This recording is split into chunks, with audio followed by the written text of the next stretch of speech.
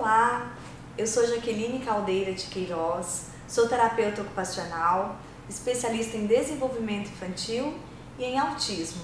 E estou aqui hoje para falar para vocês do programa Saúde em Ação sobre o autismo.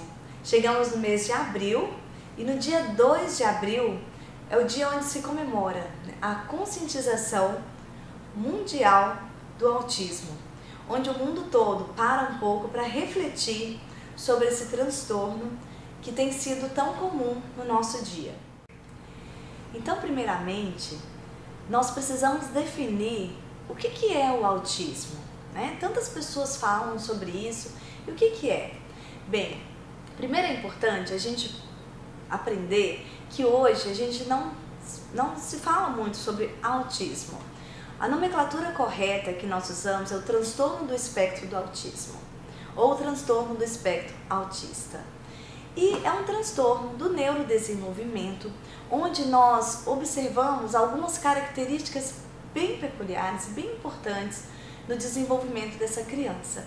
A primeira característica, que é muito importante, é um déficit persistente na comunicação social e na interação social. O que isso significa? Significa que essas pessoas, elas vão ter dificuldade em se comunicar, em interagir com o outro, em brincar com o outro, em ter uma atenção compartilhada, em dividir aquilo que está realizando naquele momento. Se é uma criança que está com um brinquedo, então ela tem bastante dificuldade nesse compartilhamento daquilo que está sendo feito. A criança tem uma dificuldade na linguagem, muitas vezes ela não consegue ter uma expressão verbal, uma comunicação verbal adequada. Então é aquela criança que usa muitos gestos, usa o apontar para poder pegar as coisas, ou usa um adulto, né, para poder levar até aquele local ou até aquele objeto que ela deseja naquele momento.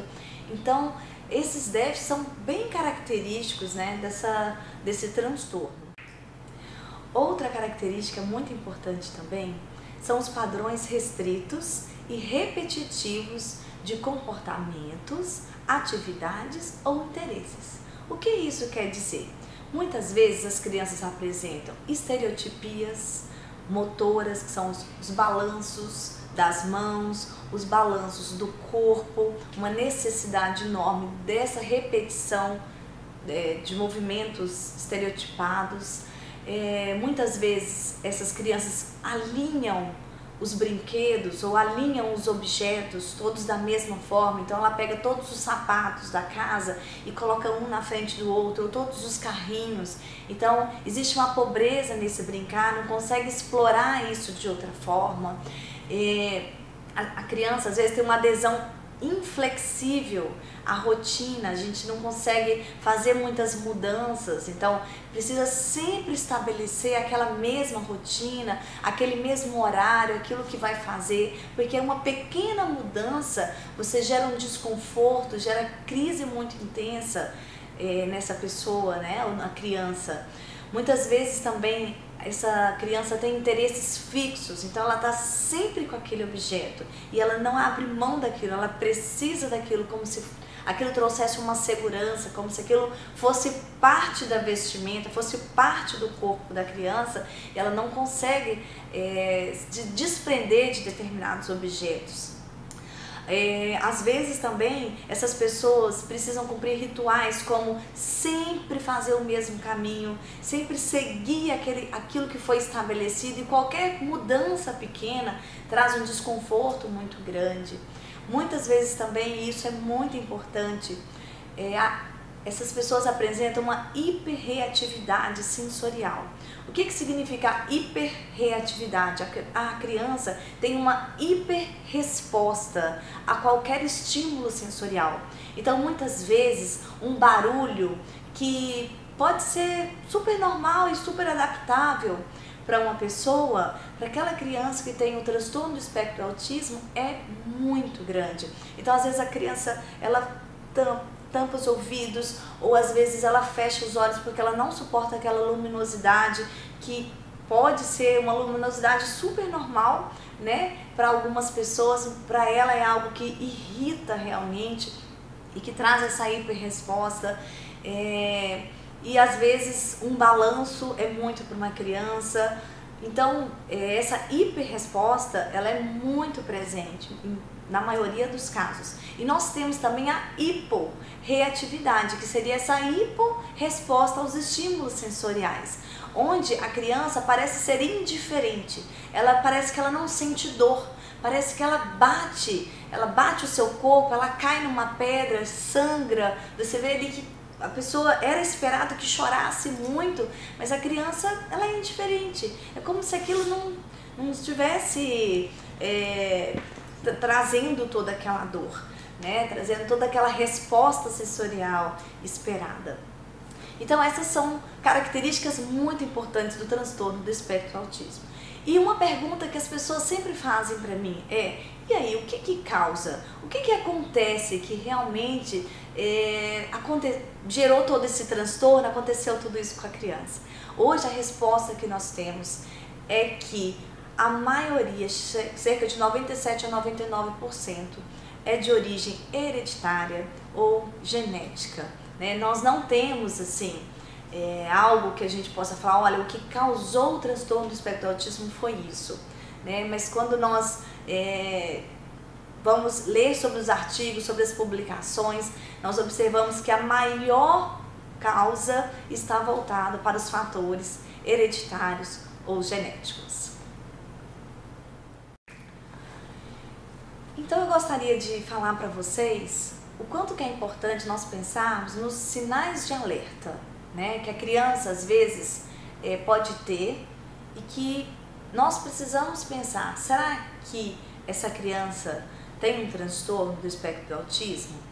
O primeiro sinal de alerta a gente já começa a perceber quando é bebê, né? Às vezes ali com 4 meses a 6 meses, a gente chama a criança, a gente percebe que a criança não olha para nós, a gente mostra um brinquedo, faz um barulho e você percebe que a criança não responde aquilo, ela não realiza um contato visual.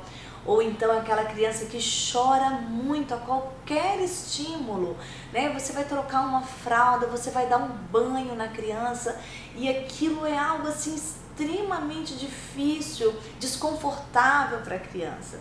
Então são sinais de alerta que é importante a gente ficar ligado, né, desde bebezinho, sobre o desenvolvimento. Existe um desenvolvimento motor, um desenvolvimento cognitivo que é esperado desde os primeiros dias, desde os primeiros meses de vida. E é importante a gente ficar sempre ligado. Normalmente, quando as crianças chegam para nós, ali por volta de 2 anos, 2 anos e meio, ela chega porque ela tem um atraso de linguagem. Então, são quando os pais acendem uma luz e falam: gente, o meu filho não está falando. Então, né, muitos sinais de alerta já aconteceram antes desse atraso da linguagem. Então é muito importante. A criança brinca, ela compartilha, ela olha para você, você chama pelo nome, ela olha para você, ela responde, ela aponta, ela pede as coisas que ela quer, ela já está desenvolvendo isso. Então, são sinais importantes que a gente precisa aprender para essa parte do desenvolvimento infantil que é esperado para as crianças.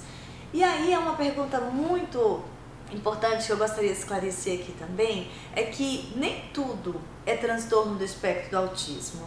E muitas vezes a criança pode ter um ou outro sinal como esse, mas isso não significa que essa criança tenha o transtorno do autismo. É muito importante a gente fazer uma avaliação criteriosa, uma avaliação médica, né?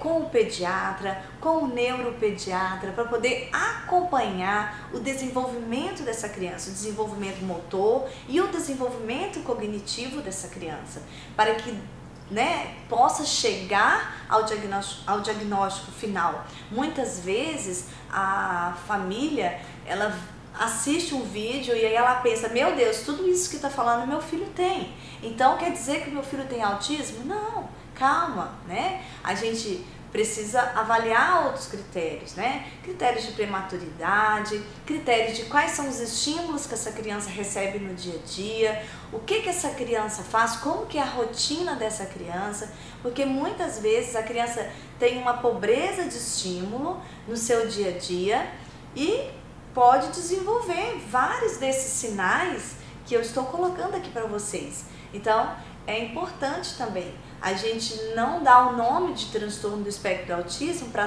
todas essas características que a gente está falando aqui. E aí? Bem, fechamos o diagnóstico. Qual que é o tratamento? Bem, o tratamento que essas crianças vão receber vai ser um tratamento por uma equipe multidisciplinar. É muito importante, nenhum profissional substitui o outro. Então nós precisamos, nessa equipe, né, nesse cuidado, nessa atenção a essa pessoa, nós precisamos de um psicólogo, de um neuropsicopedagogo, de um terapeuta ocupacional, um fonoaudiólogo, um pedagogo. Toda a equipe é muito importante e insubstituível. É importante para que a gente possa desenvolver habilidades nessa criança, habilidades sensoriais, habilidades de comportamento, de respostas, para que ela consiga o mais rápido possível aproximar esses estímulos dentro daquilo que é esperado para a idade dessa criança. E algo muito importante é sobre a intervenção precoce. Quanto mais cedo nós iniciarmos esse estímulo, melhor teremos o resultado lá na frente. Isso todas as pesquisas já mostram para nós. Então, por isso que é importante ficar sempre atento aos sinais de alerta e já buscar ajuda, né? Já correr atrás, já ir numa avaliação, né, mais aprofundada, para que essa intervenção seja o mais precoce possível. E para concluirmos, então, esse pequeno vídeo, breve vídeo para vocês, eu gostaria de deixar apenas uma palavra para reflexão. Essa palavra chama respeito. Respeito a essas pessoas com transtorno do espectro autista, respeito às suas famílias que lutam diariamente e arduamente para que essas crianças se desenvolvam da melhor forma possível, que lutam por uma igualdade, que lutam por um espaço na escola, que lutam por um espaço aberto, como frequentar um shopping, frequentar um supermercado, poder aparecer e levar essas crianças também em todos esses ambientes. É fácil? Não, não é fácil, mas é possível através do respeito. E você, com certeza, pode fazer a sua parte.